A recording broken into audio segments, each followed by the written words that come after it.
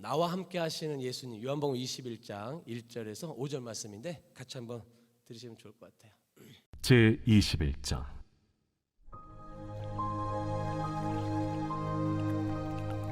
그 후에 예수께서 디베랴 호수에서 또 제자들에게 자기를 나타내셨으니 나타내신 일은 이러하니라. 시몬 베드로와 디두모라 하는 도마와 갈릴리 가나 사람 나다나엘과 세베대의 아들들과 또 다른 제자 둘이 함께 있더니 시몬 베드로가 나는 물고기 잡으러 가노라. 우리도 함께 가겠다 하고 나가서 배에 올랐으나 그날 밤에 아무것도 잡지 못하였더니 날이 새어갈 때에 예수께서 바닷가에 서셨으나 제자들이 예수이신 줄 알지 못하는지라. 얘들아, 너희에게 고기가 있느냐? 없나이다. 21장은요 없어도 되는 장이에요. 늘 말씀드렸지만 지난주에 20장으로 말씀이 끝내도 이 요한복음이 전혀 어색하지가 않아요. 그런데 21장은 뭔가 누군가의 특별한 사람을 위해서 마련된 장이에요. 그래서 이 21장이 없으면 사도행전이 없어요. 오늘 제목은 제가 나와 함께 하시는 예수님이에요. 이스라엘 백성들이 애굽에서 광야로 나왔을 때 40년 동안 생활을 할 때 뭐 우리는 너무 잘 알죠. 하나님께서 뭐 만나도 내리시고 메추려기도 내시고 뭐 반석에서 물도 내시고 그럴 때는 하나님을 정말 하나님이 살아계신 것 같고 나와 함께 하시는 것이 막 느껴지는 거죠. 막 찬양하고 난리 났죠. 홍해 바다를 건넜을 때도요 얼마나 이스라엘 백성들이 찬양을 했는지는 몰라요. 근데 3일이 지나가지고 물이 없었을 때 원망합니다. 그러면 물이 없을 때는 하나님은 안 계셨던 겁니까? 여러분 어떠세요? 물을 막 내실 때는 하나님이 계신 거고 물을 안 내실 때는 하나님은 딴 데 가 계신 겁니까? 뭐 오늘 여러분 코로나 때문에 뭐 2년을 넘게 다들 고생하시고 힘들어 하시는데 이 코로나 때문에 고통당하는 사람들 가운데 예수 믿는 사람들도 있죠. 왜 없겠어요? 있어요. 그러면 그 사람들은 하나님이 함께 하는 거 아닙니까? 그 사람들은 뭔가 잘못했기 때문에 하나님께서 그에게 그런 코로나 걸리게 하시고 어려움을 겪게 하십니까? 지금 우크라이나 전쟁 나고 난리 났습니다. 그 우크라이나에 예수 믿는 사람들 없겠어요? 있죠. 그럼 그 사람들은 뭘 잘못했길래 그런 전쟁터 속에서 고통당하는 거죠? 그럼 그 사람에게는 하나님이 안 계신 겁니까? 오늘 이 주제예요. 오늘 이 주제가 오늘 여러분 요한복음 21장 1절에서 5절 말씀에 있는 거예요. 그 이야기를 여러분들과 함께 나누려고 합니다. 자, 우리 21장 1절인데 같이 한번 읽어보겠습니다. 시작. 그 후에 예수께서 디베랴 호수에서 또 제자들에게 자기를 나타내셨으니 나타내신 일은 이러하니라. 여기에 세 가지가 있어요. 질문이. 그 후에는 언제일까요? 그 후에. 이 그 후에는요. 요한복음 20장을 말하는 거예요. 20장에 무슨 일이 있었어요? 우리 계속 쭉 얘기했어요. 죽으셨던 예수님, 그 무덤을 찾아갔던 막달라 마리아, 거기서 첫 부활의 증인이 됐던 막달라 마리아, 그리고 그 막달라 마리아가 그 마가의 다락방에 숨어서 떨고 있는 아무것도 하지 못하고 있는 그들에게 다가가서 예수님이 살아났다고 증거했고 그들은 믿지 않았지만 예수님이 정말 시간과 공간을 초월하셔서 그 현장에 나타나셨어요. 몇 번이나? 2번이나. 처음에는 도마가 없을 때 나타나셨고 그 다음에는 도마가 의심을 하니까 또 도마에게 8일이 지난 다음에 또 나타나셨어요. 그 일 후에 여러분, 그 일 후에 시간이 오랜 시간이 걸린 게 아니에요. 그 일이 있고 난 후에 지금 이걸 말하고 있는 거예요. 그러면 또 하나 질문해 볼게요. 어디에서요? 디베랴 호수. 이 디베랴 호수는 어디냐면 여러분 갈릴리 호수예요. 이 호수가 혹시 여러분 뭐 성지순례 가신 분 있으세요? 저는 뭐 아직 안 가봤는데 갈릴리 호수가 그렇게 넓대요. 호수가 아니라 그렇게 넓대요. 그래서 그 지역의 사람들은요 그걸 호수라 부르지 않고 바다라고 부른다고 합니다. 그리고 그 주변에 무엇이 있냐면 그 당시 2000년 전에 로마의 황제였던 디베랴, 이 디베랴가 지은 도시가 있었어요. 그래서 그 도시의 곁에 있는 이 갈릴리 호수를 뭐라고 부르는 거예요? 디베랴 호수라고 부르는 거예요. 그러니까 황제 이름이에요. 그러니까 황제 이름에 걸맞게 그렇게 부르는 거죠.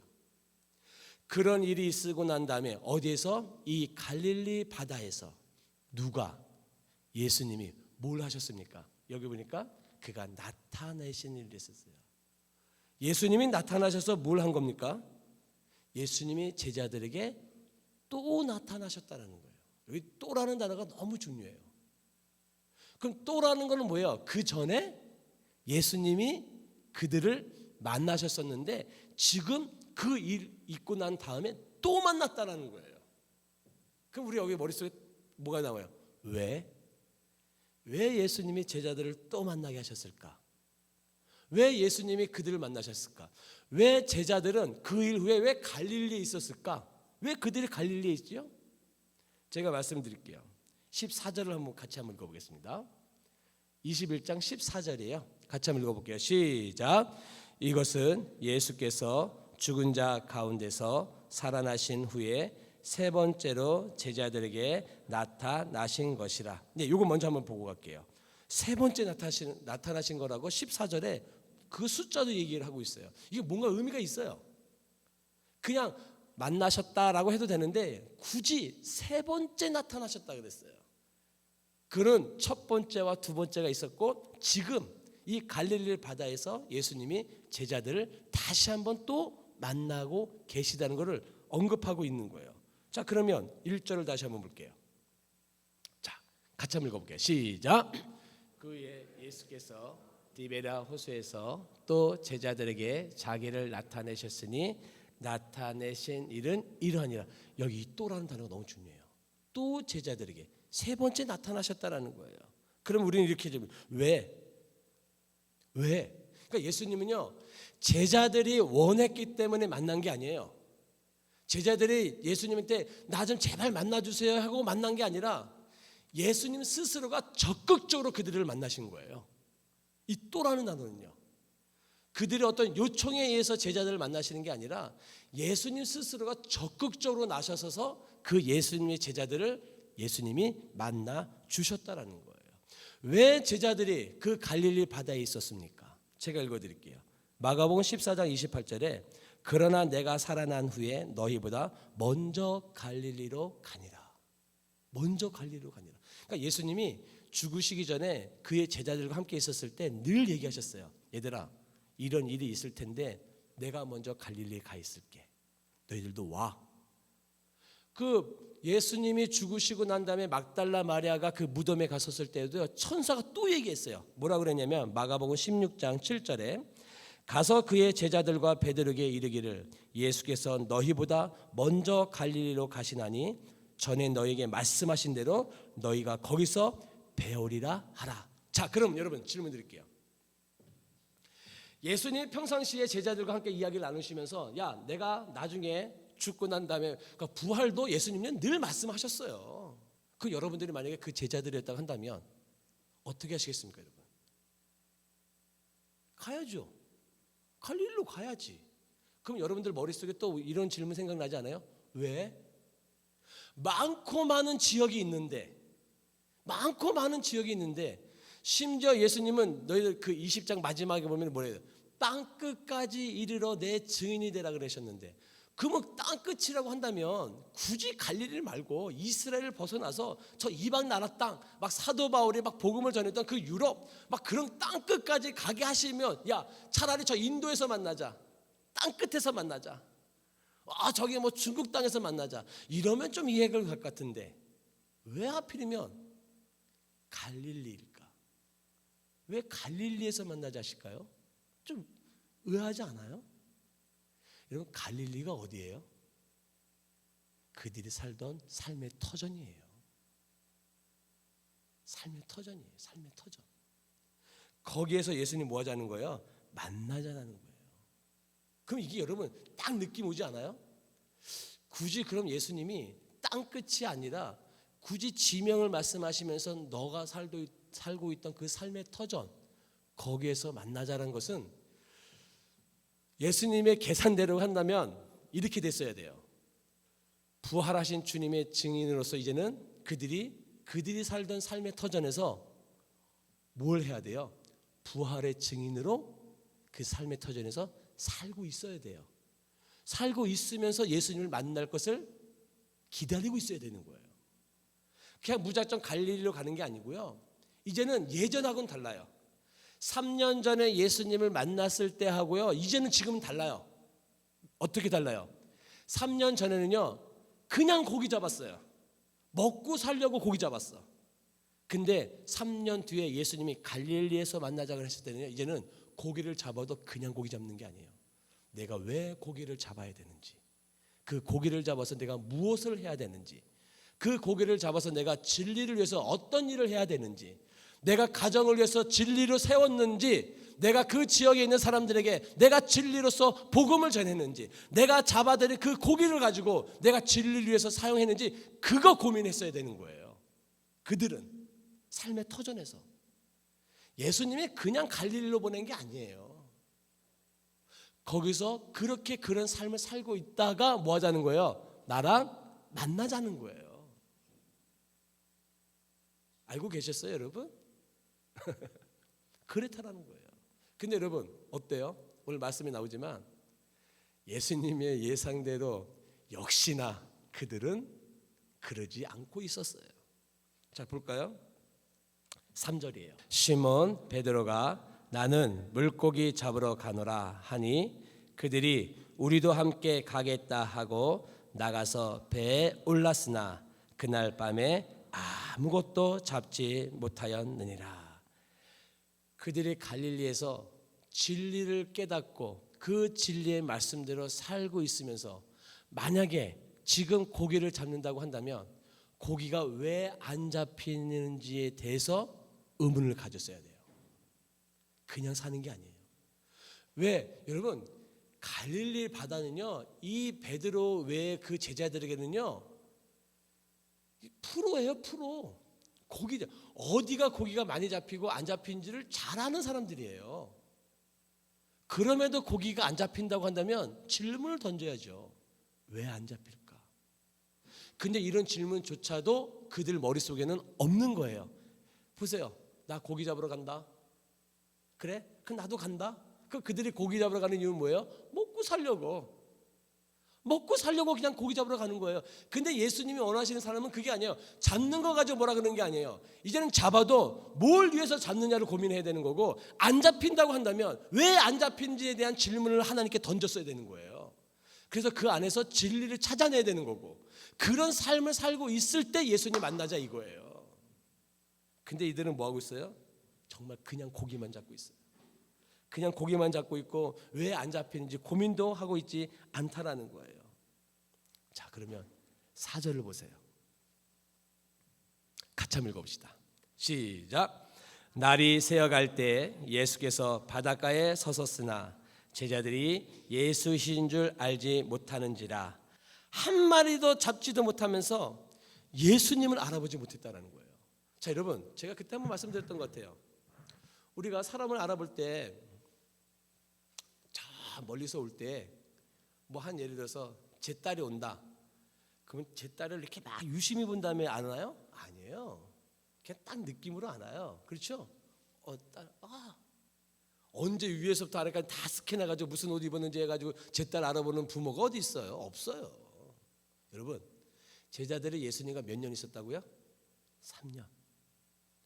그러면 저 해변가에 있는 딱 보면 그분이 예수님인 거 알아요. 그걸 모르겠어요? 근데 여기 뭐라 그래요? 예수를 알지 못했다 그랬어요. 뭐 하느라고? 고기 잡는 거에 혈안이 돼 있어서. 자기 삶의 터전에 고기 잡는 것만 혈안이 돼 있어서 뭐 하고 있는 거예요? 예수님을 알아보지 못하고 있는 거예요. 예수님이 이걸 원했던 것이 아닌데. 그러면서 이제 예수님이 이제 오늘 마지막 5절 말씀을 하시는 거죠. 자, 같이 읽읍시다. 시작. 예수께서 이르시되 얘들아 너희에게 고기가 있느냐? 대답하되 없나이다. 제가 여러분들에게 질문할게요. 예수님이 그 많은 질문 가운데 너희들에게 고기가 있느냐라고 질문했다고 한다면 그는 무슨 의미일까요? 정말 예수님이 고기가 있는지 없는지 모르셔서 질문한 걸까요? 예수님 모르시겠어요? 왜요? 예수님이 다 알죠. 왜 모르시겠어요? 그럼에도 불구하고 너희들에게 고기가 있느냐라고 물으신 거는 배가 고프셔서 그런 거예요? 오늘 말씀을 쭉 유추해 본다면 이런 의미예요. 너희들 지금 거기서 뭐 하고 있는 거야 이거예요. 이 뜻이에요. 너희들 지금 거기서 뭐 하고 있니? 내가 갈릴리에서 너희를 만나자고 했을 때 이 모습은 아니야. 이 모습은 아닌데 지금 너희들 거기서 뭐 하고 있는 거야? 어떻게 보면 예수님의 좀 안타까운 마음이 담겨져 있는 거예요. 예수님의 모습은 이것이 아니었는데. 그러니까 아까 처음에 1절 말씀에 들었을 때 예수님이 그들에게 디베랴 바다에서 뭐라 했어요? 또 만나시되. 이 또라는 단어가 왜 중요할까요? 그 제자들이요, 그 마가의 다락방에서 무서워 떨고 있으면서 문을 걸어 잠그고서는 아무것도 안 하고 절망과 같은 그 현장에 있을 때도 예수님은 거기 계셨어요. 아멘. 지금 그의 삶의 터전에서 아무것도 하지 아니하고 정말 예수님도 알아보지 못하는 그 상황에 있을 때에도 예수님은 그들과 함께 계셨어요. 이걸 예수님이 가르쳐주고 싶은 거예요. 수능 시험을 위해서 그 어머니가 기도할 때만 하나님이 계신 게 아니라 그 시험에서 실패할 때도 하나님은 그 여러분들과 함께하고 계시는 거예요. 근데 우리는 뭔가 승리하고 뭔가 이기고 뭔가 일이 잘 됐다는 하나님을 찬양하는데 저 그런 거 많이 봤어요. 뭐 해달라고 막 기도할 때는 기도 부탁 많이 해요. 목사님 뭐 좀 기도 좀 부탁드려요. 오늘 뭐 누구 뭐 시험인데 뭐 직장 가네 하는 뭐 기도 좀 부탁해요. 그리고 결과에 대해서는 기도 부탁을 안 해요. 결과에 대해서는 결과가 이렇다 저렇다에 대해서는 기도 부탁 안 해요. 어느 누가 단 한 명도 그 결과에 대해서 말해본 적이 없어요. 저한테. 목사님, 떨어졌어요. 그래도 감사해요. 저 그런 전화 단 한 번도 받아본 적이 없어요. 오늘 직장 잘 안 됐어요. 목사님, 기도해 주시고 잘 안 됐어요. 그래도 하나님 감사해요. 왜? 하나님 나와 함께 하시니까요. 전 그런 기도의 제목 단 한 번도 들어본 적이 없어요. 우리는 뭔가 잘 될 때, 이럴 때만 하나님을 찾고 감사하고 기도하지 그 결과에 대해서는 하나님이 안 계신 것처럼 행동하는 것 같아요. 오히려 절망 가운데 있는 것들이 더 많아요. 근데 오늘 이 예수님께서 이 요한복음 21장 1절에서 5절을 통해서 우리에게 가르쳐 주시는 뭔가면 또예요. 또 너가 절망 가운데 있었을 때도 너가 그 갈릴리로 가라는 그 삶의 터전에서도 내가 원하는 삶을 살고 있지 않았을 때도 나는 너와 늘 함께하고 있다는 거예요. 믿음의 출발은요 어디서부터 시작해요? 예수님이 나와 함께 하시는 것부터 시발점이에요. 이게 시작이에요. 여러분, 막달라 마리아가 그 절망 가운데 무덤 앞에 섰을 때도 예수님 계셨어요? 안 계셨어요? 계셨어요. 마가의 다락방에서 절망 가운데 두려움에 떨고 있었을 때 예수님 계셨어요? 안 계셨어요? 계셨어요. 그들의 삶의 터전에서 예수님도 알아보지도 못하는 그런 삶을 살고 있었을 때도 예수님은 딴 데 계셨나요? 아니요. 그들과 함께 계셨어요. 이거 잊지 말라고. 내가 늘 너희와 함께하고 있다는 걸 절대 잊지 말라고. 그거를 가르쳐주기 위해서 오늘 이 요한복음 21장이 시작하는 거예요. 이거는 오늘 우리들에게 던져주시는 예수님의 말씀이라는 것을 여러분 잊지 않기를 간절히 축복합니다. 그러면 여러분들이 나와 함께 하시는 예수님을 알게 된다면 두 가지가 바뀌어요. 뭐냐? 내 삶에 모든 일어나는 것들은 단 하나님의 섭리예요. 아멘? 이것이 나의 믿음이 출발이 되면은 내 삶에 일어나는 모든 시험에 합격을 하던 불합격을 하던 내 사업이 망하던 잘 되던 이 모든 것에 하나님의 섭리가 있음을 내가 뭐 하는 거예요? 순종하게 되는 거예요. 두 번째는 어떤 일이 일어나는 줄 아세요? 그렇게 순종하다 보니까요 하루하루를 최선을 다해서 하나님 앞에 충성할 수밖에 없어요. 왜? 하나님이 나와 함께 하시는데. 아까 찬양해 드렸죠. 은밀한 중에 내가 선한 일 할 때도 누가 계세요? 주님은 나를 보고 계세요. 여러분 다윗 이야기만 하고 좀 말씀을 마무리할게요. 시편 3편은 여러분들이 잘 알고 있듯이 다윗이 그의 아들 압살롬에게 쫓기면서 지었던 시예요. 여러분 자기 아들이 나를 죽여 그를 쫓아와. 어떤 상황이에요? 이런 절망적인 상황이 있어요? 없어요. 근데 여러분 내용을 한번 잘 읽어볼까요? 한번 보세요. 1절과 2절이에요. 같이 읽어볼게요. 시작. 여호와여 나의 대적이 어찌 그리 많은지요. 일어나 나를 찬 자가 많으니이다. 많은 사람이 나를 대적하여 말하기를 그는 하나님께 구원을 받지 못한다 하나이다 셀라. 절망이죠. 읽어만 봐도 절망이에요. 하나님이 없다고. 야, 너가 무슨, 야, 아들이 너를 죽이는데 너가 무슨 하나님이 함께하는 사람이야?